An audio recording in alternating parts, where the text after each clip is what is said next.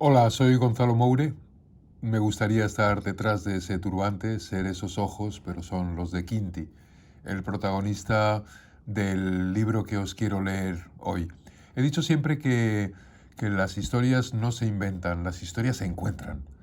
Encontrarlas no es tan difícil, hay que aprender a mirar y a escuchar alrededor para escuchar estas historias. Yo tuve la suerte de recorrer el desierto del Sáhara hace algunos años en compañía de un joven saharaui, Liman Boisa, que venía de Cuba, estaba recién licenciado como periodista y había horneado su castellano, su español, con el aire del Caribe y la temperatura de Cuba, con la poesía cubana, con la poesía latinoamericana.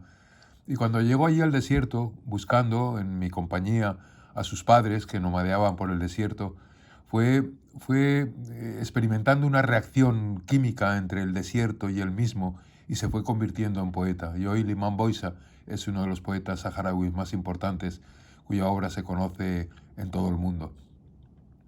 También tuve la suerte de encontrar más tarde, después de escribir esta historia, al mejor ilustrador del mundo, a Juan Hernaz. Y lo digo como suena, porque su sensibilidad para ilustrar esta pequeña historia fue increíble. Y los dos tuvimos la suerte de encontrar después a la editorial Lóguez, que con muchísimo cariño ha editado este libro de la mejor manera posible, con un cariño y con un cuidado increíbles.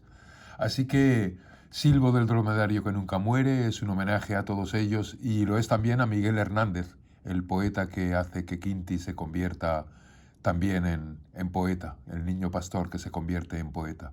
Por eso se llama Silbo del dromedario que nunca muere y por eso en el cuento, en la historia, cito algunos de sus versos.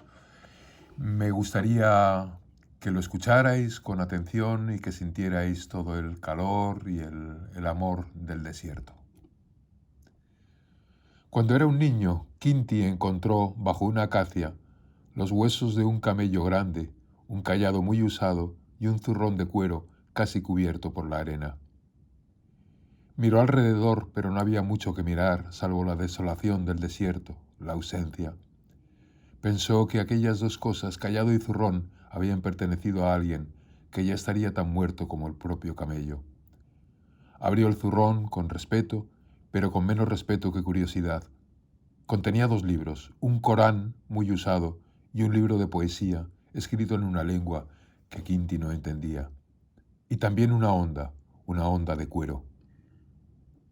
Quinti no tenía muchos juguetes, no tenía nada en el desierto, una rama de acacia en forma de fusil, una raíz que hacía de jinete y un camello toscamente tallado, quién sabe por qué antepasado, y que había pasado de mano en el campamento hasta llegar a él, de modo que la honda fue su primer tesoro.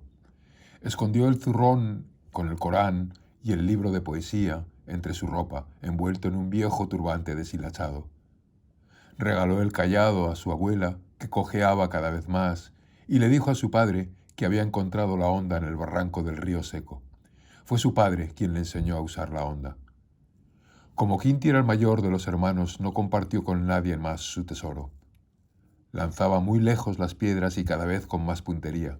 Así pasaba los días, acompañando a las cabras hacia los restos de la hierba que habían despreciado los camellos y lanzando piedras con su honda. Y mientras los hombres se alejaban hacia los mejores pastos.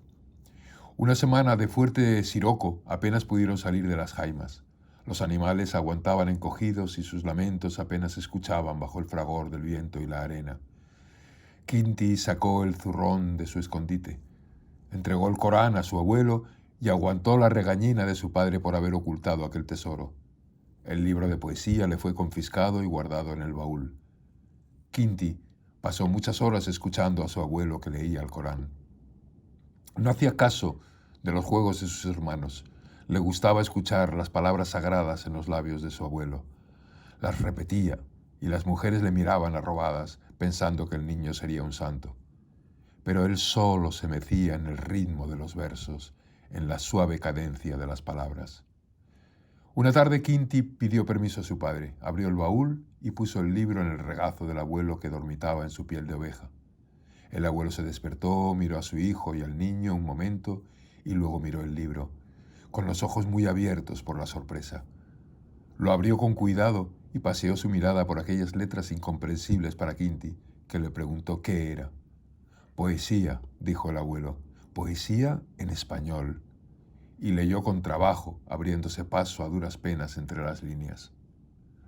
Y a pesar de la dificultad del abuelo para desentrañar las palabras, a Quinti aquello le sonaba tan hermoso como el Corán, aunque con una música distinta, una música que no parecía hablar del cielo, sino del suelo, como las piedras del camino, como el rumor de los pasos del camello, como el batir de los pies de los niños en la arena, como el latido, como el balido de las cabras recién nacidas. El abuelo había aprendido español en los tiempos antiguos en una escuela de una ciudad de la costa, porque en el Sáhara, que tenía mar y gaviotas, también había escuelas. Quinti preguntaba qué quería decir lo que leía. El abuelo lo intentaba, pero no conocía todas las palabras. Este poema habla de colores, de flores, de claveles. ¿Y qué son claveles?, preguntaba Quinti. Flores que huelen a noche dulce, de azahares. ¿Qué son azahares? Flores de las que nacen naranjas. Y aquellas ideas eran relámpagos en la mente de Quinti. ¿Qué son tiros de grana, abuelo? No lo sé. Así acababa siempre, y los no lo sé eran puertas cerradas para el Quinti. Noche sin luna, tormentas sin relámpagos. Quiero saber español, le dijo un día el niño al anciano. ¿Quieren ser los labios sonrisa?, le dijo el abuelo, dibujando una entre las hebras blancas de barba y bigote. Y le enseñó. Poco a poco, letra a letra, palabra a palabra. Pulió una estrecha tabla de acacia blanca y pura, y con carbón escribía y con la palma de la mano borraba. Ahora tú. Y Quinti escribía pan. Y en los tres signos el niño olía la masa y el fuego, y más allá la harina y las manos de su madre, y más allá el trigo y el sudor del labrador, y más allá la tierra y el agua, y más allá ya no sabía qué, pero también lo olía.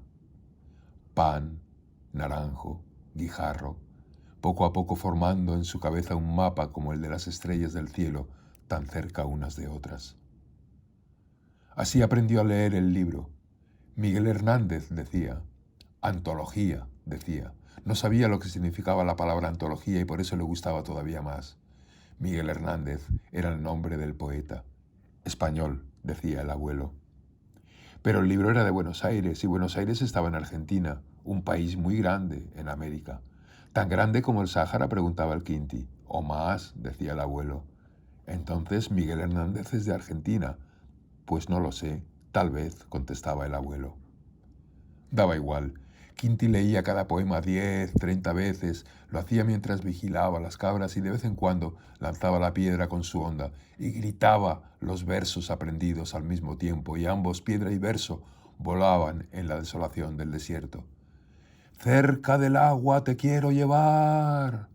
Oh, nunca tan parecida tu frente al primer cielo. El abuelo se sentaba en una colina cerca del campamento, no tan cerca como para que Quinti lo viera, ni tan lejos como para no escuchar sus versos como piedras. ¡Qué olor a madreselva desgarrada y hendida! Y el viento del desierto se llevaba los versos, y en lejanas majadas los camellos sentían caer su sonido como lluvia fértil. Y así, una a una, Quinti fue nombrando todas las cosas, y la lengua del lejano Miguel Hernández se convirtió en la suya, una lengua aún cuajada de misterios y dulzuras incomprensibles. Un atardecer llegaron 3 viajeros al campamento. Nadie les preguntó quiénes eran ni de dónde venían, hasta que no se lavaron las manos y cenaron. Entonces dijeron sus nombres, y entre todos tejieron parentescos y amistades, y después dijeron que eran comerciantes, que venían de Tombuctú, sus alforjas llenas. Uno de ellos vio a Quinti meciéndose sobre su libro y sin decir nada salió hacia su montura y volvió con 2 objetos que marcarían el futuro del niño, como los encontrados bajo una acacia habían marcado su pasado, un lápiz y un cuaderno de páginas blancas y tersas. Quinti usó aquel zurrón para llevar la honda, el libro, el cuaderno y el lápiz, a los pobres pastos donde las cabras rebuscaban sin mucha fe, y escribía para ir ligando el nombre de las cosas con los verbos en su nueva lengua, hecha de tierra y de piedras, de nubes lejanas y sol, de estrellas y luna. Y así nacieron sus primeros poemas, tan torpes como bellos, balbuceos luminosos. La vida de Quinti siguió los pasos de sus antepasados, casi idénticos durante muchas generaciones. De las cabras dejó de ocuparse a los 15 años, cuando su padre le dio responsabilidades sobre los camellos.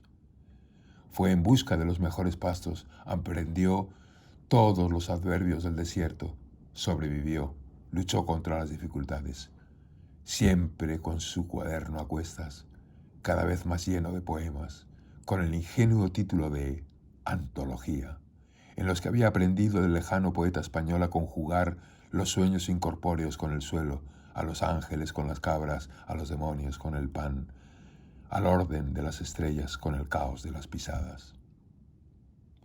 Un día Quinti fue reclamado para la guerra, para que nadie les quitara su desierto, sus pastos, su costa, su identidad nómada y sabia. Quinti no vaciló siquiera. Besó a sus padres, acarició a los hermanos pequeños, pasó la noche cerca de su abuelo. No hablaron, pero en sus ojos se leía una despedida dolorosa y definitiva. La mañana de su partida, al amanecer, Quinti salió solo con su zurrón hacia el cauce seco de un río. Buscó una acacia bajo la cual había muerto un camello, dejando sus huesos limpios y blancos como memoria de la vida. Quinti se sentó a la sombra, acarició el cráneo del camello, calculó los años que había vivido, cerró los ojos y recitó los nombres del camello según su edad. A lo lejos vio salir de la majada con su padre al frente al rebaño, en el que había camellos de todas las edades, unos empezando, otros cerca del final, como siempre había sido y siempre sería. Fue su último poema antes de partir. Imaginó la vida del camello desde su nacimiento, sus sufrimientos y sus placeres, su eterno y monótono renacer. Luego lo escribió en la última página de su cuaderno, lo tituló como Silbo del dromedario que nunca muere. Cerró el cuaderno y lo guardó amorosamente en el zurrón en el que aún conservaba la vieja honda. Y allí quedó, cobijado por los huesos del camello. Quinti se levantó y se fue alejando a buen paso, sus sandalias dejando huellas limpias. Miró una vez más atrás, hacia la acacia, y lo que había dejado a sus pies, y susurró: «Espera, ten paciencia. Un niño vendrá un día y te encontrará, y leerá mis poemas.